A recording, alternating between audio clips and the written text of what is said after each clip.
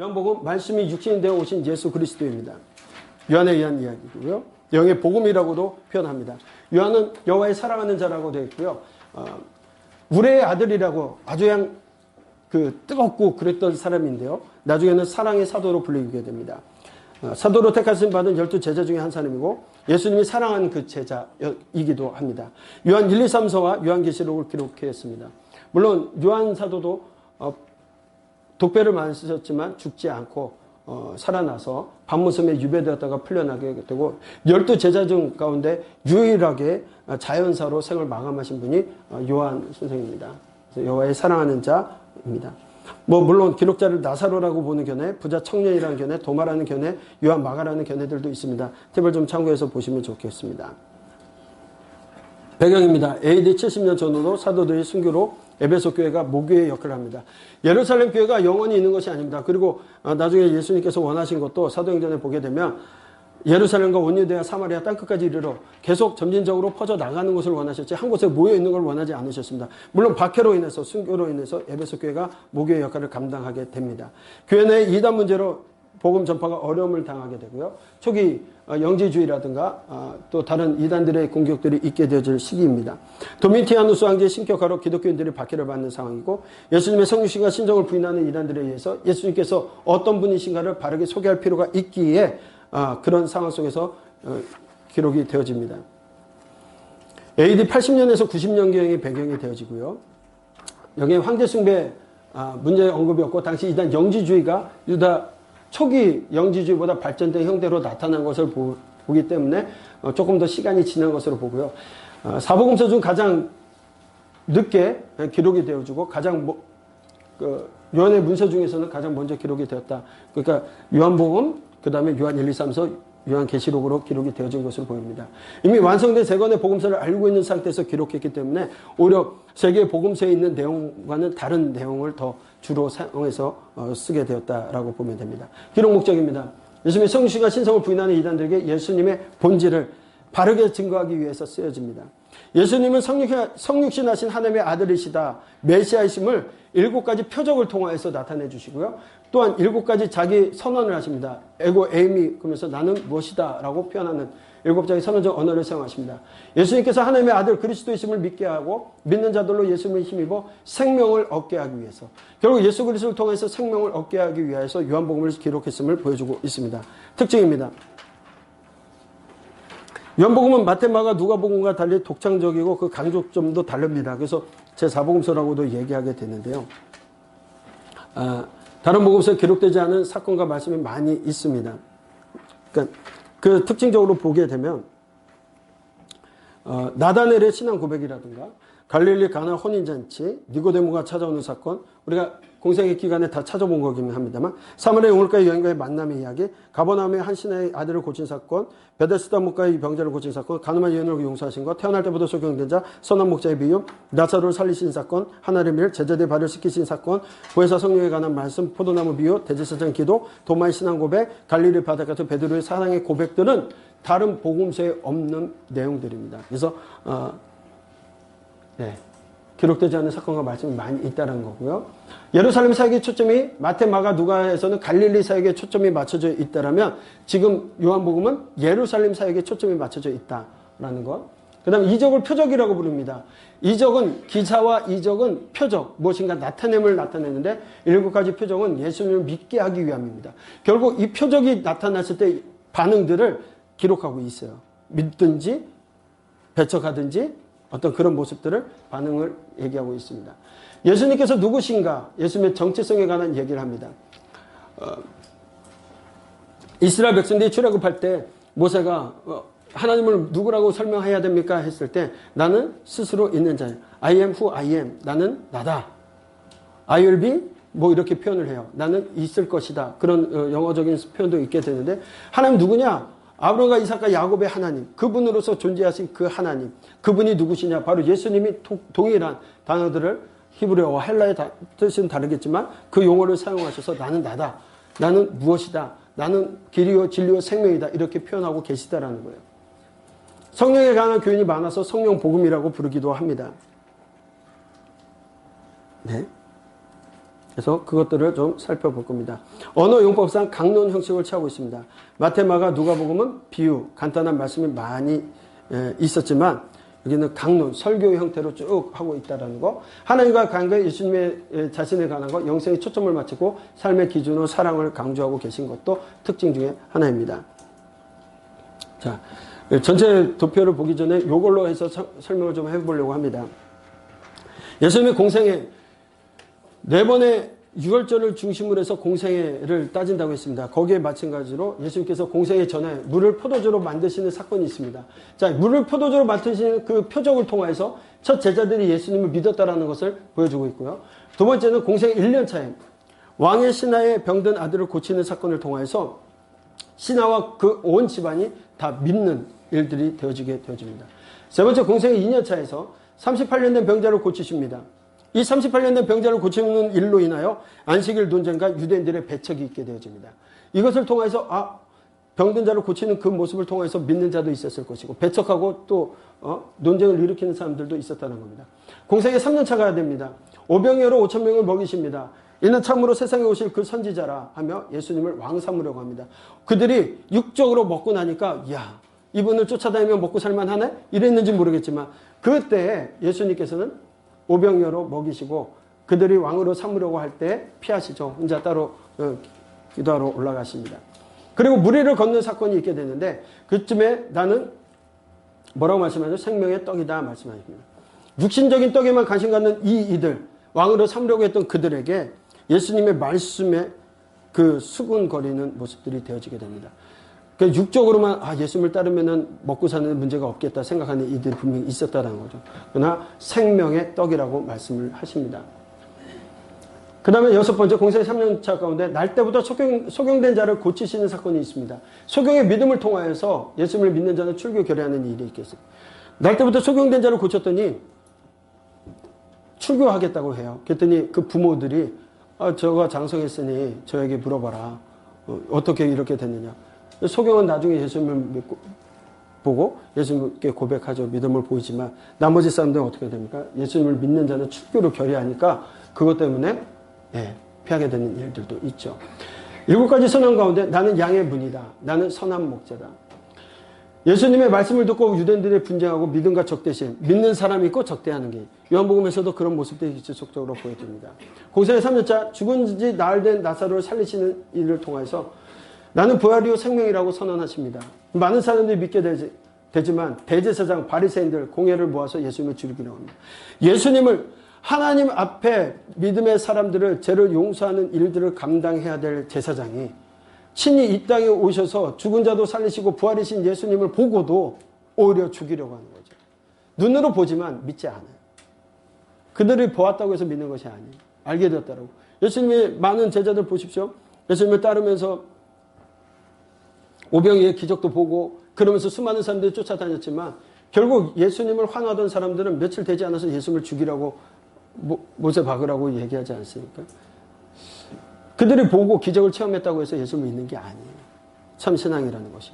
어떤 이적과 기적을 봤다고만 해서 그들이 믿는 것이 아니라 그들의 마음에 하나님을 받아들이냐 받아들이지 않느냐의 모습이겠죠. 나는 길이요 진리요 생명이라고 말씀합니다. 그럼에도 불구하고 제자들은 아직도 예수님이 누군지 알지 못하고 믿지 못했다라는 거예요.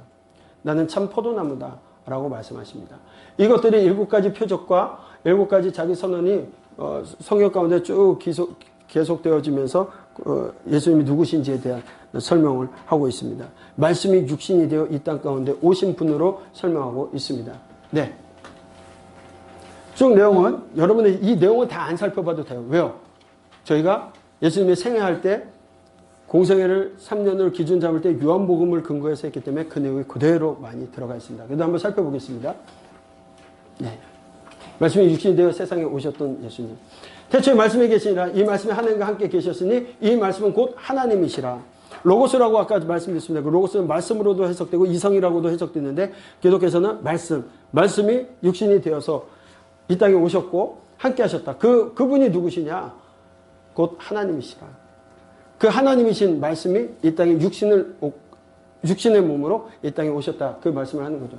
말씀이 육신이 되어 우리 가운데 가시며 우리가 그의 영광을 보니 아버지 독생자의 영광에 은혜와 진리가 충만하더라. 예수님 누구시냐?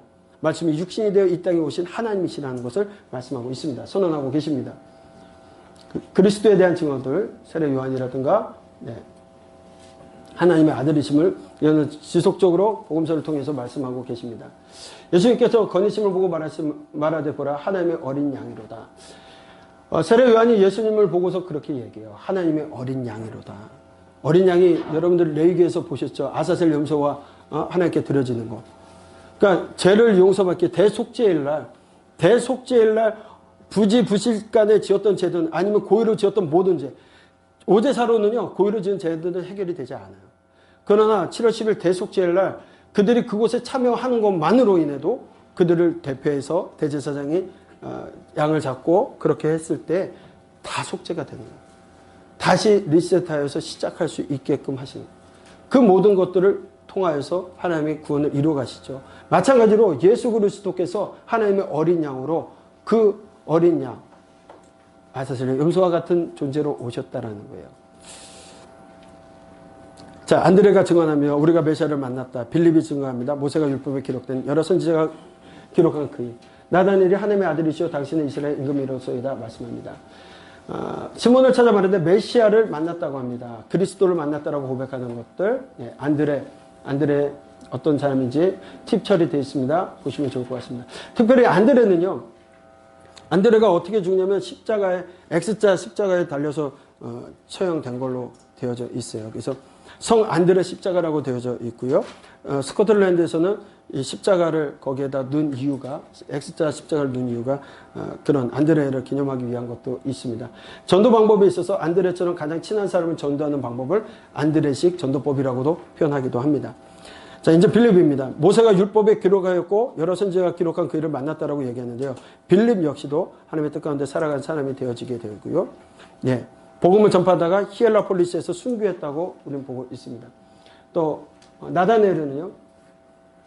하나님의 선물이라는 뜻을 갖고 있는데 그리스도의 복음을 증거하다가 순교한 것으로 다 알려져 있습니다. 그러니까 하나님의 제자들은 거의 다 순교했죠. 가룟 유다만 자살해서 죽었고요. 그 다음에 요한은 도표를 마셨음에도 불구하고 이제 자연사하는 것으로 보여지게 되어집니다. 7가지 표적과 배척들 쭉 보겠습니다.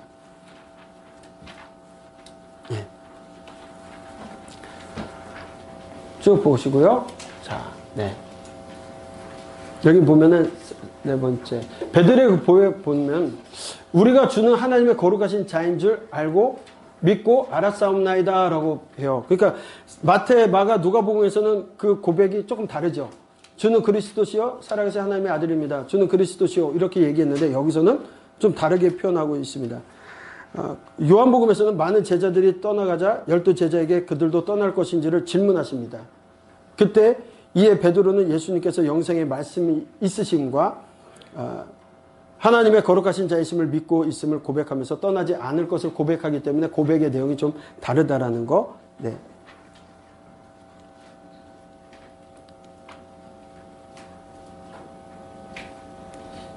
유대인 율제에 가까운 전에 예수께서 예루살렘을 올라가시더니 이 말씀은 여러분 잘 아시는 것처럼 그 지역의 이야기라고 했고요. 이것도 다 설명이 되어졌습니다. 그렇죠? 예수님께서 이르시되 첫 번째 나는 곧 생명의 떡이다 말씀하시고요. 다 설명했습니다. 한번 쭉 보세요. 설명한 거라서 그냥 넘어갑니다. 그리스도의 고별 설교와 기도 마지막 부분에 대해서 또 설명하고 있습니다. 저는요, 요 13장 1절 말씀 같이 한번 읽어볼까요? 시작.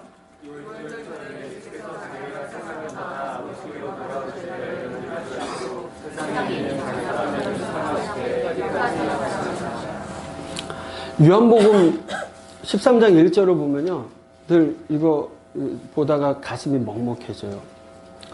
10절 전에 예수님께서 자기가 세상을 떠나 아버지께로 돌아가실 때가 이른 줄 아시고 세상에 있는 자기 사람들을 사랑하시되 끝까지 사랑하셨다. 많은 사람들이요, 하나님을 사랑한다고 고백해요. 그러면서도 하나님의 뜻을 알지 못하고 하나님을 알지 못합니다.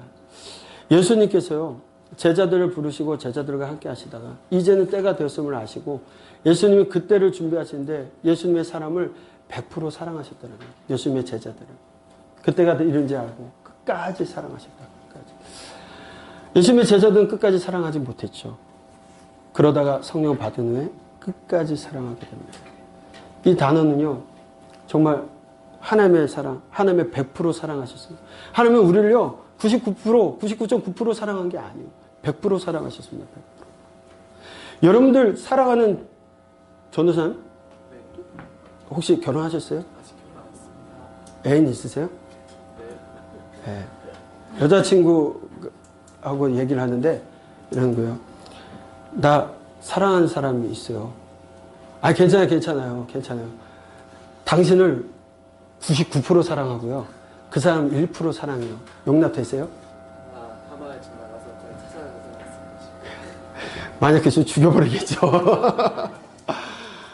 사랑이란 게 그렇잖아요. 100% 내가 사랑을 하면 100%를 원해요. 하나님 우리를 100% 사랑하셨어요. 철저하게 100% 사랑하셨어요.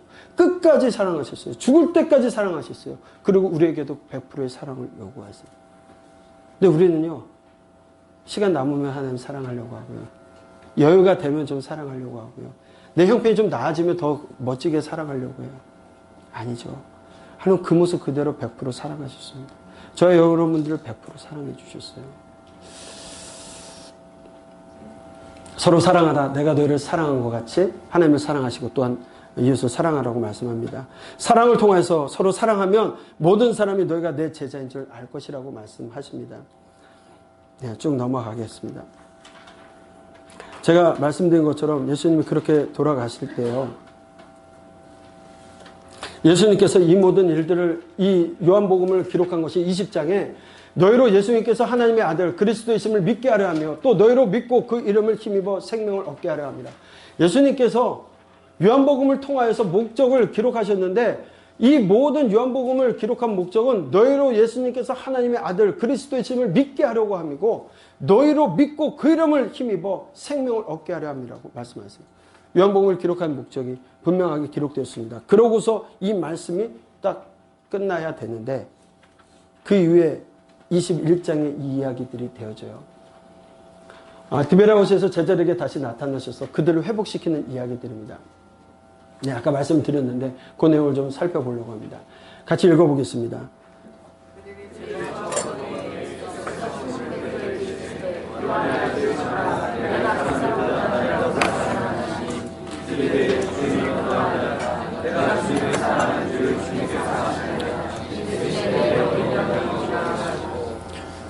두 번째 말씀하십니다. 요한의 아들 시몬아 내가 나를 사랑하느냐 하시니 이르되 주님 그러하나이다. 내가 주님을 사랑하는 줄 주님께서 아시나이다.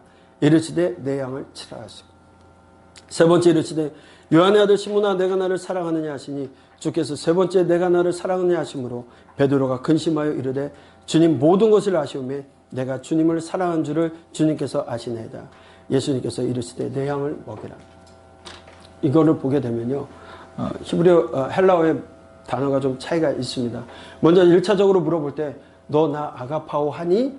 했더니 베드로가 필레오 합니다. 두 번째로 너 나 아가파오 하니? 그랬더니 두 번째로 필레오 합니다. 아가파오는 여러분 아시죠? 신이 인간을 사랑하는 것, 부모가 자녀를 사랑하는 일방적인 사랑을 얘기하는 거죠. 필레오는요, 친구로서의 사랑을 이야기합니다. 그랬더니 예수님께서 세 번째는 바꿔서 물어보세요. 그럼 너 친구로서 나를 사랑하니? 라고 했을 때 한참 고민하고 나서 내가 주님을 필레오합니다 라고 얘기해요. 사실 이 단어를 보고서 설명해 가는 분들이 많이 있어요. 그런데 아가파오는 고귀한 사랑이고 필레오는 조금 그거보다는 저급한 사랑이고 가장 저급한 건 에로스의 사랑이다. 누가 사랑을 그렇게 줄 수 있습니까? 어거스틴 이후에 사랑을 분업화시켰어요. 그런데 히브리어 원어에는 사랑이란 단어는 통전적으로 사용됩니다. 사랑이란 말이. 예수님께서 필레오라는 단어도 20장에서 그렇게 사랑하심을 표현하실 때 필레오라는 단어를 쓰세요. 그러니까 아가페오, 필레오 그걸로만 얘기할 수는 없을 겁니다. 그런데 여기서 중요한 거는 예수님께서 그의 대답 가운데 내 어린 양을 먹이라, 내 양을 치라, 내 양을 먹이라. 사명을 주세요. 사명을 주세요. 실패한 인생 가운데 찾아오셔서 다시금 사명을 감당케 하십니다. 사명을 주시는 거예요. 이 중요한 핵심은 사명을 주시는 거예요. 다시금 일어날 수 있는 사명. 넘어지고 쓰러진 그 자리에서 머물러 있는 것이 아니라 일어나게 하시는 그 말씀. 근데 오늘날 우리 목자들은 어떻게 합니까? 내 양을 먹이는 것이 아니라 내 양을 먹으려고 합니다. 하나님의 것을 내 것인 것처럼 도적질하려고 해요. 그러면서도 잘못된 것을 깨닫지 못해요. 이 부분을 여러 단어들을 설명하는 것들도 있지만 시몬 이용도라는 분께서는요, 이걸 연극적인 것으로 설명을 해요. 아마도 이 부분을 보면서 아마 베드로가 고백할 때 그냥 사랑합니다, 필요합니다가 아니라 베드로의 심정을 한번 보세요. 3번이나 부인했었잖아요. 그런데 예수님께서 오셔서 꼭 집어서 그 핵심적인 분들을 꼬집으면서 너 나 사랑하니? 라고 얘기했을 때 그가 얘기한 필로의 사랑은 이제는 더 이상 고민하고 더 이상 다른 것으로 답변하는 것이 아니라 내가 생명을 다하는 그 사랑, 열정적으로 뜨거운 사랑, 그 사랑으로 주님을 사랑한다 고백하는 거라 생각되집니다. 그러기에 그는 이후로는 주를 위하여 정말 생명을 다할 때까지 그렇게 살아가게 되고 마지막 죽을 때에는 예수님 차마 돌아가신 그 십자가 모습으로 돌아갈 수 없다고 거꾸로 십자가에 못 박혀서 죽는 그런 길을 걸어가게 됩니다.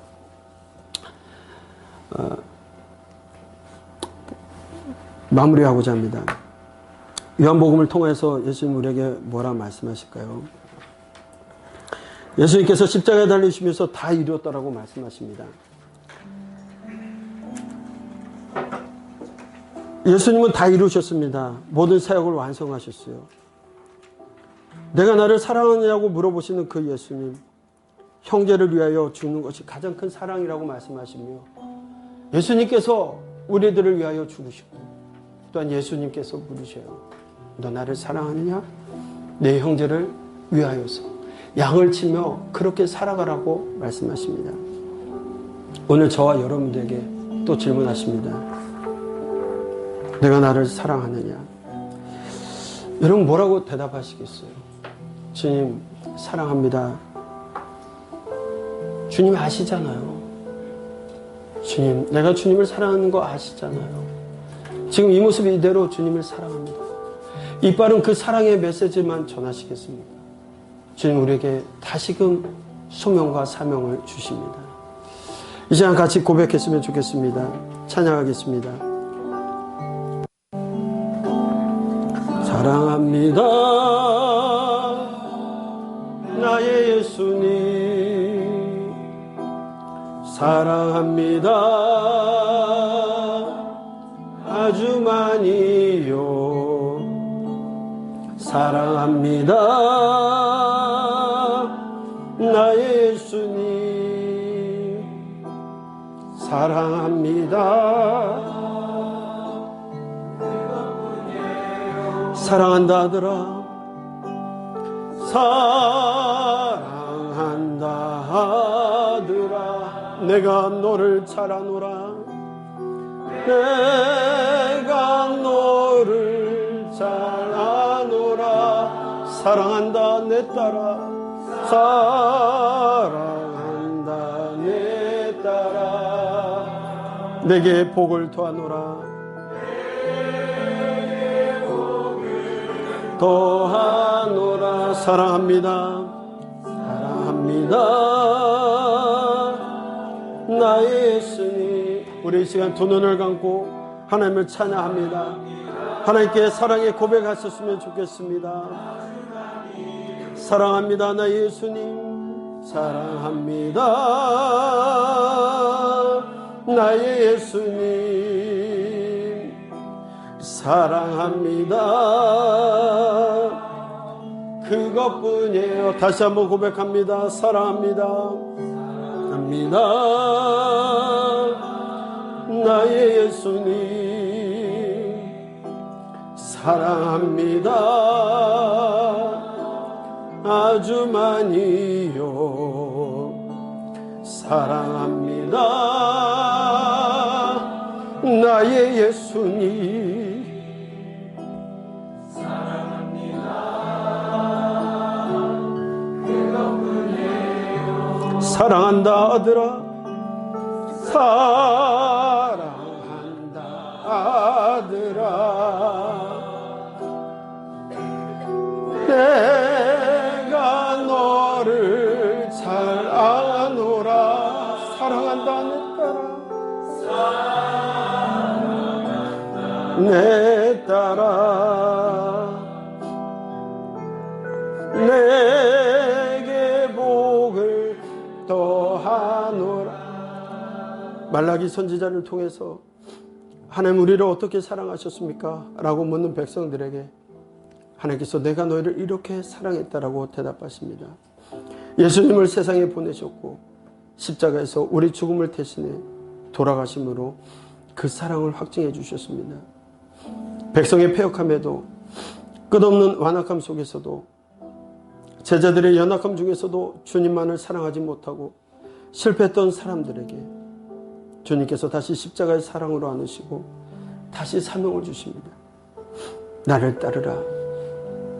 사명의 자리로 다시 부르십니다.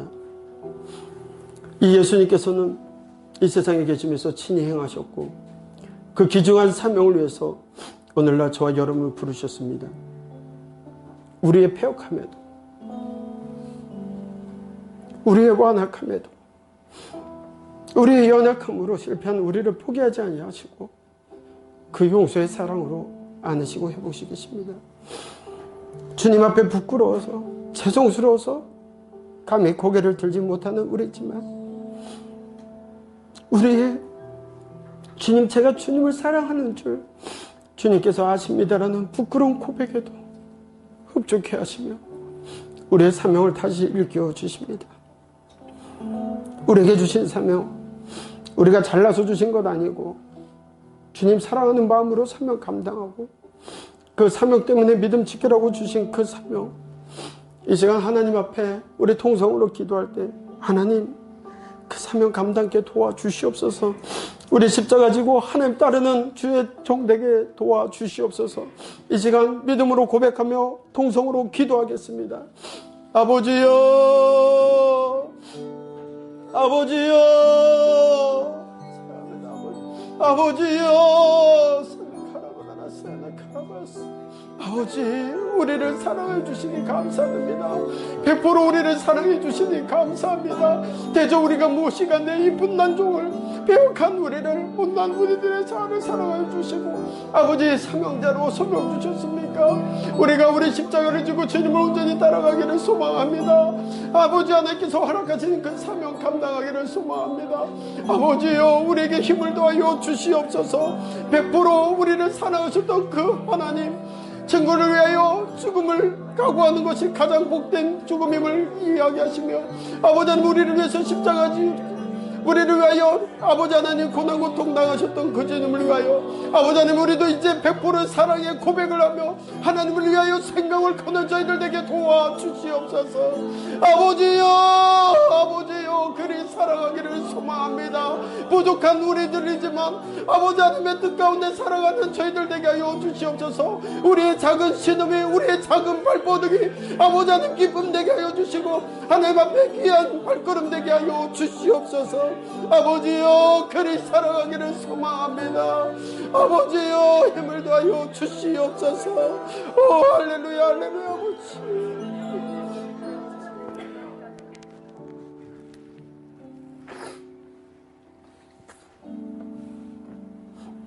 바울 사도의 고백처럼 나는 선한 싸움을 싸우고 나의 달려갈 길을 마치고 믿음을 지켰다라고 얘기합니다. 마지막 주님 만나는 그날에 하나님, 이 고백을 우리가 하게 도와주시옵소서. 하나님을 100% 사랑하다가 하나님, 개같이 무익한 종이지만 하나님을 위해서 살다 왔다라고 고백할 수 있는 우리 남녀 총들이 다 되게 도와주시옵소서. 그리 살아가겠습니다. 예수 그리스도의 이름으로 기도합니다.